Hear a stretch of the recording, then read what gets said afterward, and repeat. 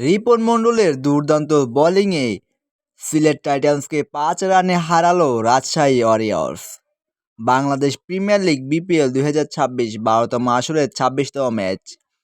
সিলেটের বিপক্ষে আগে ব্যাটিং করতে নেমে ১৪৭ রান সংগ্রহ করেছিল ৮ উইকেট হারিয়ে রাজশাহী ওয়ারিয়র্স ২০ ওভারে, যেখানে রাজশাহীর হয়ে সর্বোচ্চ ৩০ বলে ৪০ রান করেন মুশফিকুর রহিম ও ২১ বলে ৩৪ রান করেন নাজমুল হোসাইন শান্ত ও ১১ বলে ১৬ রান করেন বোলার আব্দুল গফফার সাকলাইন। বল হাতে সিলেট টাইটান্সের হয়ে সর্বোচ্চ ২ উইকেট করে শিকার করেন নাসুম আহমেদ এবং শহীদুল ইসলাম। ১৪৮ রানের লক্ষ্য তাড়া করতে নেমে সিলেট টাইটান্স ১৪২ রান সংগ্রহ করতে সক্ষম হয়েছিল ৯ উইকেট হারিয়ে নির্ধারিত ২০ ওভারে, যেখানে সিলেটের হয়ে দারুণ ব্যাটিং করেছিলেন পারভেজ হোসাইন ইমন। তিনি ৩০ বলে করেছিলেন ৪১ রান, ৩৬ বলে ৩২ রান করেন মমিনুল হক ও ১৫ বলে ১৬ রান করেন আফিফ হোসাইন ধ্রুব।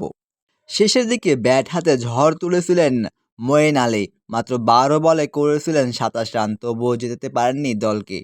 বল হাতে রাজশাহী ওয়ারিয়র্সের হয়ে দুর্দান্ত বোলিং করে ৪ উইকেট শিকার করেন রিপন মণ্ডল ও ২ উইকেট শিকার করেন বিনুরা ফার্নান্দো।